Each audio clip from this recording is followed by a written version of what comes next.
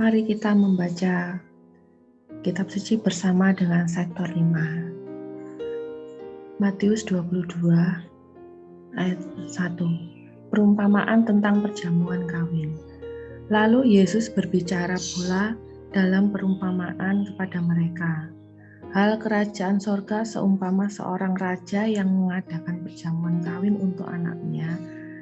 Ia menyuruh hamba-hambanya memanggil orang-orang yang telah diundang ke perjamuan kawin itu. Tetapi orang-orang itu tidak mau datang. Ia menyuruh pula hamba-hamba lain.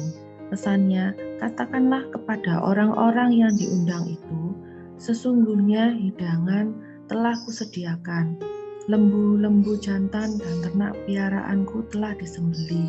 Semuanya telah tersedia. Datanglah ke perjamuan kawin ini. Tetapi orang-orang yang diundang itu tidak mengindahkannya. Ada yang pergi ke ladangnya, ada yang pergi mengurus usahanya, dan yang lain menangkap hamba-hambanya itu, menyiksanya dan membunuhnya. Maka murkalah raja itu, lalu menyuruh pasukannya ke sana untuk membinasakan pembunuh-pembunuh itu dan membakar kota mereka. Sesudah itu ia berkata kepada hamba-hambanya, perjamuan kawin telah tersedia, tetapi orang-orang yang diundang tadi tidak layak untuk itu. Sebab itu pergilah ke persimpangan jalan dan undanglah setiap orang yang kamu jumpai di sana ke perjamuan kawin itu. Maka pergilah hamba-hamba itu dan mereka mengumpulkan semua orang yang dijumpainya di jalan-jalan, orang-orang jahat dan orang-orang baik, sehingga penuhlah ruangan perjamuan kawin itu dengan tamu. Ketika raja itu masuk untuk bertemu dengan tamu-tamu itu, ia melihat seorang yang tidak berpakaian pesta. Ia berkata kepadanya, "Hai saudara, bagaimana engkau masuk kemari dengan tidak mengenakan pakaian pesta?" Tetapi orang itu diam saja. Lalu kata raja itu kepada hamba-hambanya, "Ikatlah kaki dan tangannya dan campakkanlah orang itu ke dalam kegelapan yang paling gelap. Di sanalah ia akan terdapat ratap dan kertak gigi. Sebab banyak yang dipanggil tetapi sedikit yang dipilih." Ayat 15 tentang membayar pajak kepada kaisar. Kemudian pergilah orang-orang Farisi, mereka berunding bagaimana mereka dapat menjerat Yesus dengan suatu pertanyaan.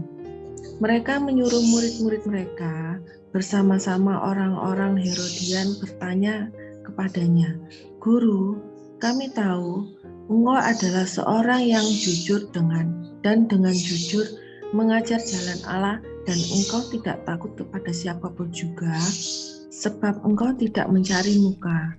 Katakanlah kepada kami pendapatmu, apakah diperbolehkan membayar pajak kepada kaisar atau tidak?"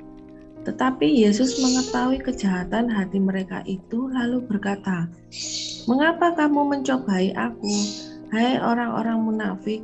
Tunjukkanlah kepadaku mata uang untuk pajak itu." Mereka membawa suatu dinar kepadanya, maka ia bertanya kepada mereka, "Gambar dan tulisan siapakah ini?" Jawab mereka, "Gambar dan tulisan kaisar." Lalu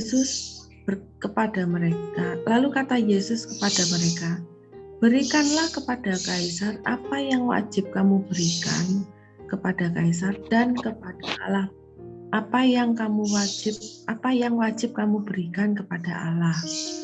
Mendengar itu, heranlah mereka dan meninggalkan Yesus lalu pergi. Ayat 23. Pertanyaan orang Saduki tentang kebangkitan.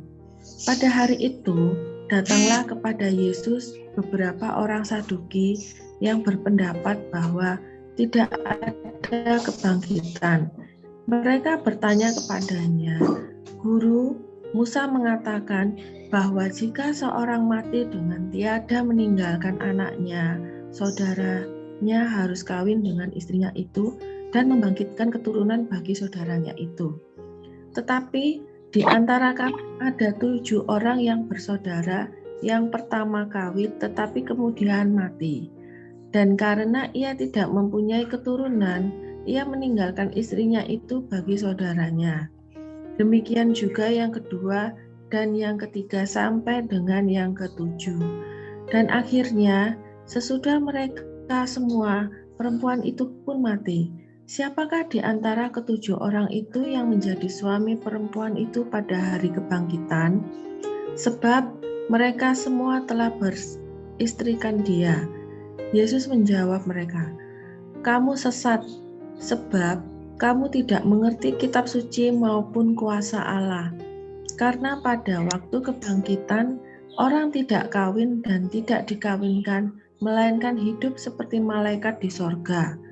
Tetapi tentang kebangkitan orang-orang mati, tidakkah kamu baca apa yang difirmankan Allah?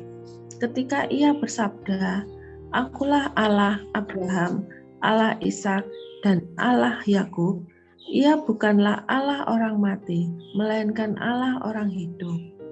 Orang banyak yang mendengar itu takjub akan pengajarannya. Ayat 34, hukum yang terutama. Ketika orang-orang Farisi mendengar bahwa Yesus telah membuat orang-orang Saduki itu bungkam, berkumpullah mereka, dan seorang dari mereka, seorang ahli Taurat, bertanya untuk mencobai dia, "Guru, hukum manakah yang terutama dalam hukum Taurat?" Jawab Yesus kepadanya, "Kasihilah Tuhan Allahmu dengan segenap hatimu dan dengan segenap jiwamu dan dengan segenap akal budimu. Itulah hukum yang terutama dan yang pertama. Dan hukum yang kedua yang sama dengan itu ialah, kasihilah sesamamu manusia seperti dirimu sendiri. Pada kedua hukum inilah tergantung seluruh hukum Taurat dan kitab para nabi." Ayat 41, hubungan antara Yesus dan Daud. Ketika orang Farisi sedang berkumpul, Yesus bertanya kepada mereka, katanya, "Apakah pendapatmu tentang Mesias? Anak siapakah dia?" Kata mereka kepadanya, "Anak Daud." Katanya kepada mereka, "Jika demikian, bagaimanakah Daud oleh pemimpin roh dapat menyebut dia tuannya ketika ia berkata, 'Tuhan telah berfirman kepada Tuanku, duduklah di sebelah kananku, sampai musuh-musuhmu kutaruh di bawah kakimu.'